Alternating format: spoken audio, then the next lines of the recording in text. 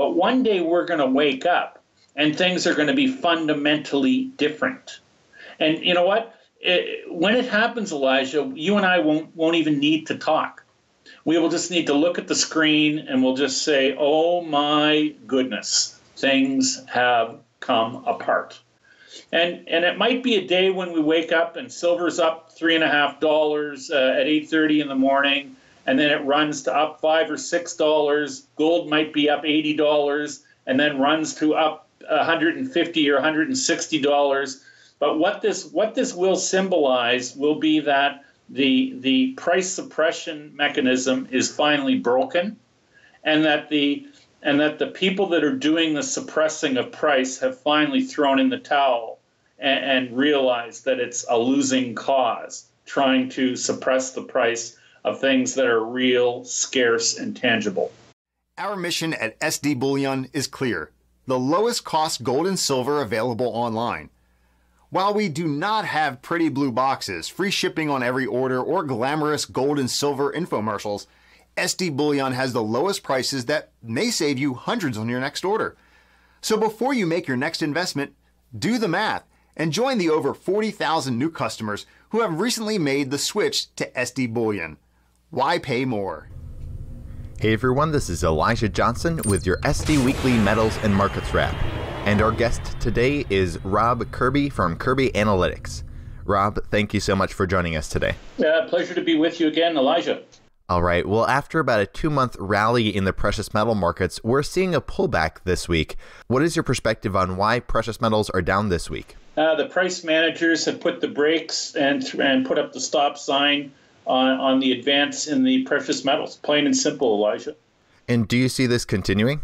My feeling is that officialdom over time is going to encounter more and more difficulty in suppressing the prices of precious metal, because officialdom continues to debase fiat money and print money like banshees, and in doing so, it becomes more and more difficult to suppress the value of things that are scarce and tangible, like precious metals. And isn't it interesting when you talk about developments and when you talk about, in the theme of officialdom putting the brakes on things, we had Jamie Dimon make a pronouncement this week, actually regarding, and this isn't to get too far off on a jag, but Jamie Dimon makes a comment that Bitcoin is a fraud because it's backed by nothing. And I find it really, really interesting that a man who heads an organization that has paid tens of billions of dollars in fines for fraudulent practices, and whose stock and trade is the global fiat dollar system, which is also backed by nothing. And, the amazing thing about all this, Elijah, is, to let people in on a little secret, while Bitcoin and the dollar are both backed by nothing, one thing that can be said for Bitcoin that cannot be said for the dollar, at least we know how many Bitcoins there are in existence. And with the dollar, we have no idea. And then just to round it out and bring it right back to gold again, it was just 2 days ago on September 13th that we had a pronouncement from Jeffrey Christian of the CPM Group, who made a pronouncement that there's absolutely no manipulation in the gold market so far as he's concerned at all. And it was just hours later on the 13th that the United States legal authorities took into custody the gold trader, ex-gold trader from Union Bank of Switzerland, UBS, for rigging the gold market. You see, and this speaks to the kind of pablum that we're fed in the mainstream financial press, because Jeffrey Christian is a media darling and a go-to expert on what they consider to be the inside skinny on what's going on in the metals markets. And so Mr. Christian, who swears on a stack of Bibles that there's no such thing as gold manipulation And I mean, you can't make this stuff up. And then hours later, the ex-trader for Union Bank of Switzerland is arrested for doing just that. Looking forward here, are there any specific price points or resistance on the upside we should look for precious metals to break through? Elijah, I try not to let myself get too tied up in the minutia of price points in the precious metals, because in doing so, you are basically admitting or giving yourself over to the notion that technical analysis is valid. And I do not believe fundamentally that technical analysis is valid or is a trustworthy or a reliable means to measure anything in a rigged market. And my view is that one day, Elijah, and it could be in the near term, and I can't say what day it'll be, but one day we're going to wake up and things are going to be fundamentally different. And you know what? When it happens, Elijah, you and I won't even need to talk. We will just need to look at the screen and we'll just say, oh my goodness, things have come apart. And it might be a day when we wake up and silver's up $3.50 at 8:30 in the morning, and then it runs to up $5 or $6. Gold might be up $80 and then runs to up $150 or $160. But what this will symbolize will be that the price suppression mechanism is finally broken, and that the people that are doing the suppressing of price have finally thrown in the towel and realized that it's a losing cause, trying to suppress the price of things that are real, scarce, and tangible. This week we saw the stock market rise. The Dow is back above 22,000 and it made new all-time record highs. Do you think the stock market is being manipulated just as the precious metals are? My view on that, Elijah, what they do to the precious metals on the suppression or on the downside, they do the opposite in the equity markets, because I call it the feel-good trade. They want people who have 401ks and who have their retirement nest eggs invested in the equity markets to have a feeling that they're doing well, or they're treading water, or they're keeping up with the Joneses in terms of these I don't know. Let's just say they're hyperinflated equity market prices, which really are only at the levels they are because of blatant monetary debasement and money printing. And I mean, think about it this way, to justify my comment that I just made. One of the biggest equity holders now on the planet is none other than the Central Bank of Switzerland. So, you know, the Swiss National Bank is printing money to buy equities, and these guys have an equity portfolio now. I think it's the last time I read it was a few months ago, and I believe their equity portfolio at the Swiss National Bank was in excess or close to or in excess of 10 billion US dollars. So, you know, central banks are buying the stock market, but we're to believe that, you know, this is natural. I mean, you know what, Elijah? The sad thing is you just can't make this stuff up. And what people are seeing and accepting as a natural course of business is completely and utterly unbelievable. It's all I'm saying is the Swiss National Bank having a $10 billion equity portfolio. It rhymes with the statement of Jeffrey Christian, who says that there's no gold suppression.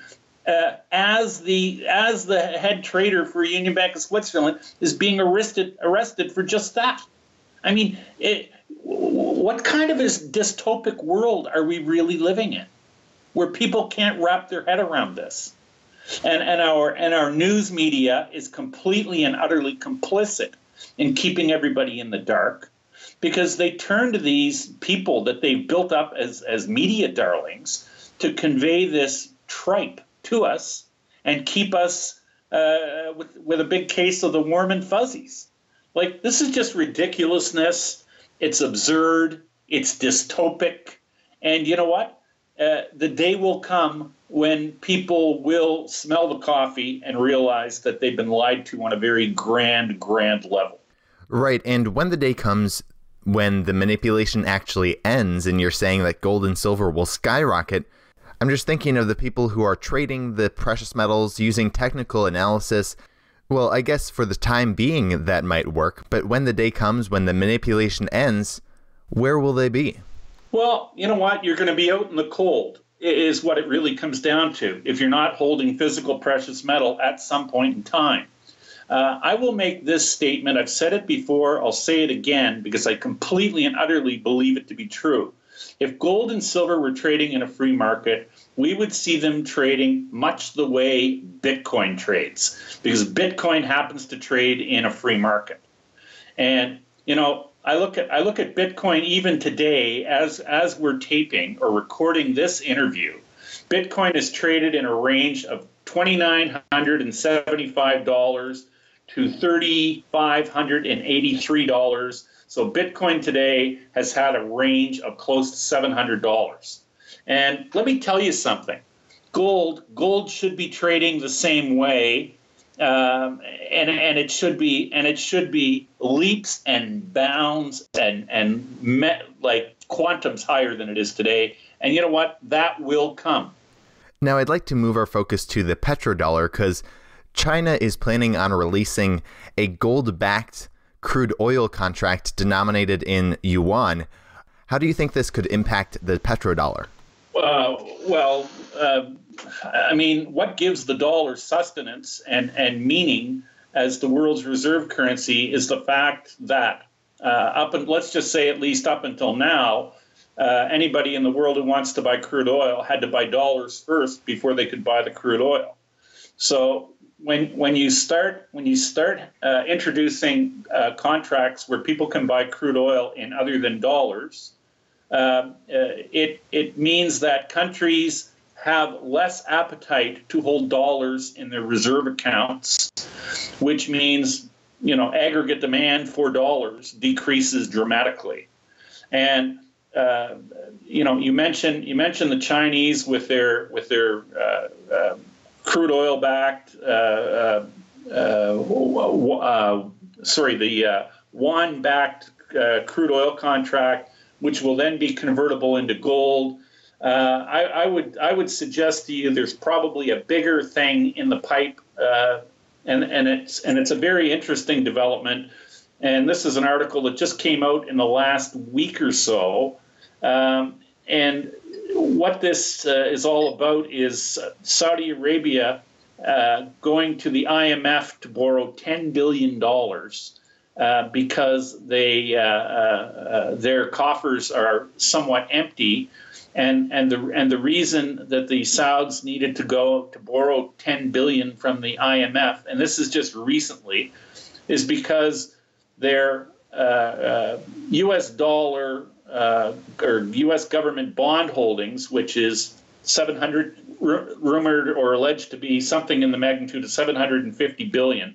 So $750 billion worth of U.S. government securities that the Saudi government holds have basically been embargoed pending the outcome of class action lawsuits against the Sauds regarding the 28 pages redacted from the 9/11 report, in that American interests are lining up to take possible legal action against Saudi Arabia for their complicity in the 9/11 attacks.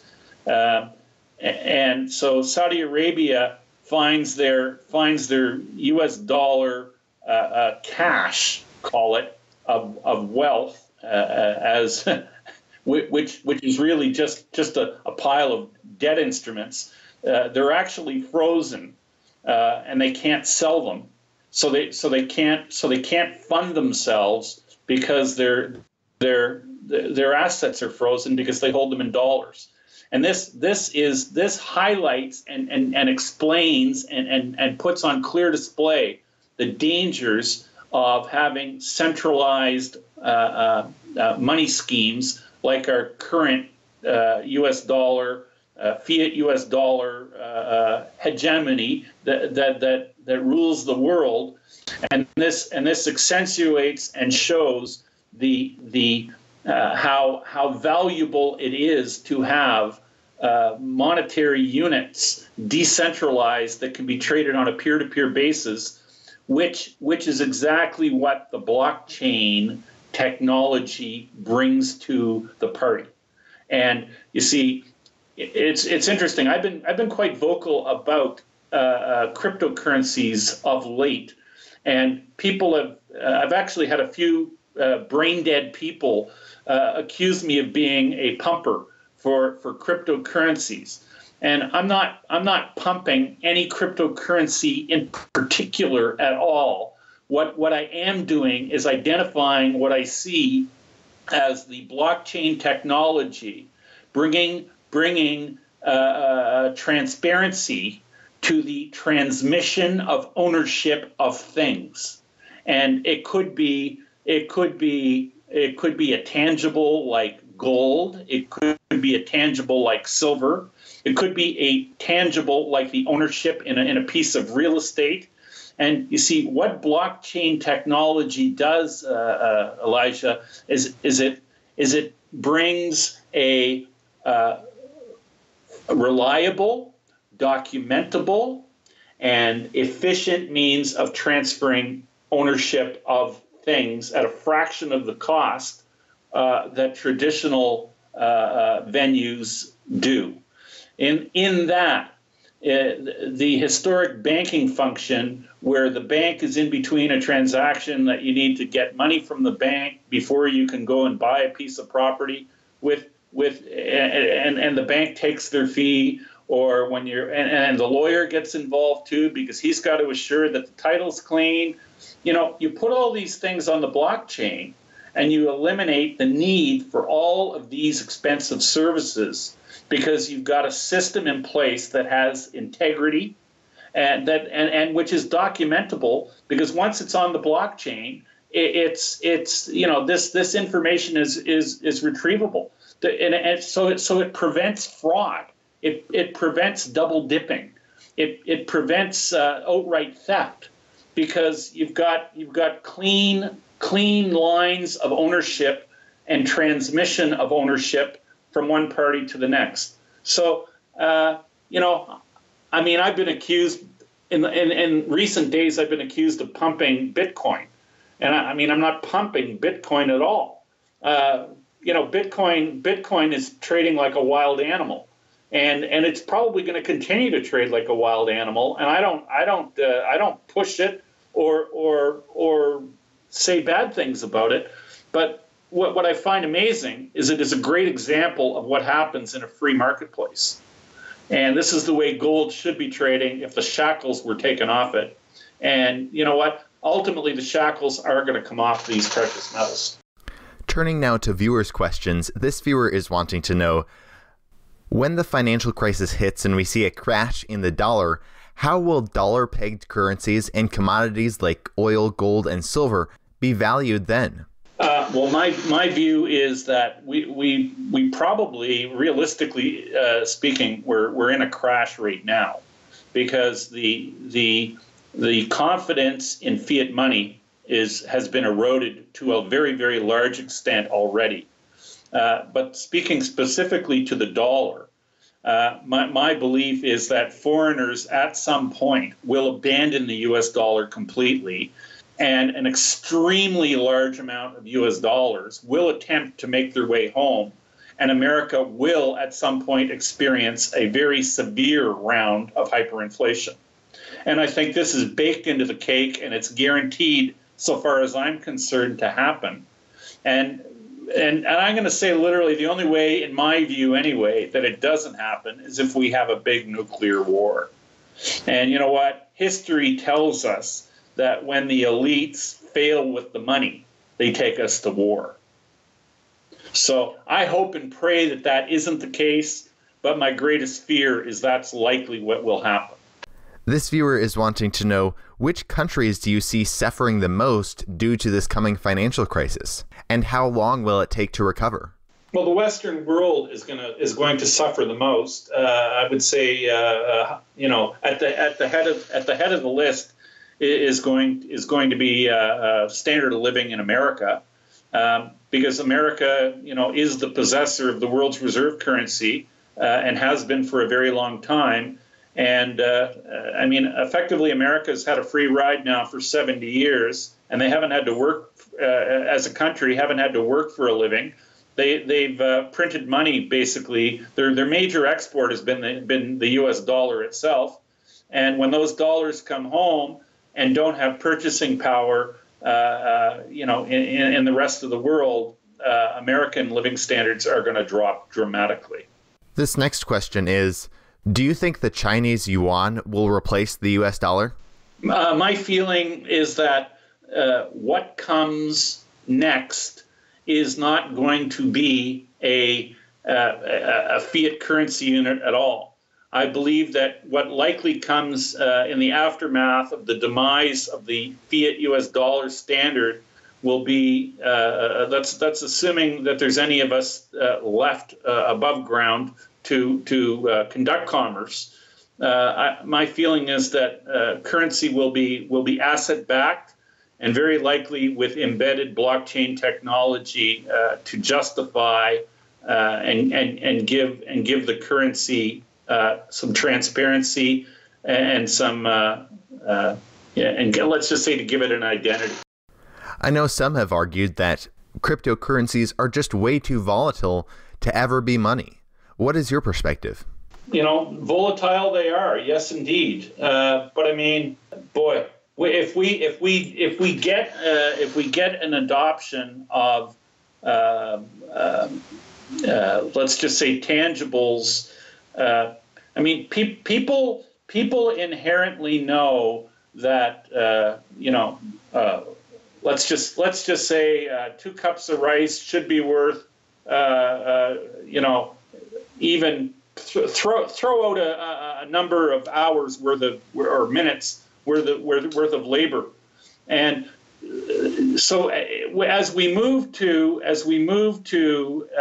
let's just say asset-backed money, there may be a volatile period of adjustment, but that volatility should dissipate, and in my view, quite quickly.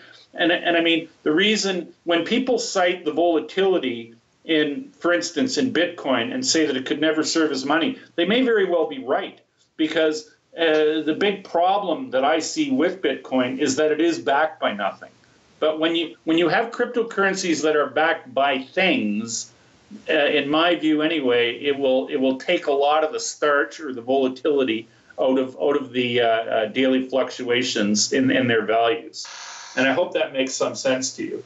All right. Well, Rob Kirby, thank you so much for joining us today. Before we let you go, did you want to share with the viewers any last thoughts you had and where they can find you online? Yeah, you can catch me on the web at kirbyanalytics.com. And, my parting words are, stay real, stay long, physical precious metal if you don't have any. And if you do have physical precious metal, hold tight.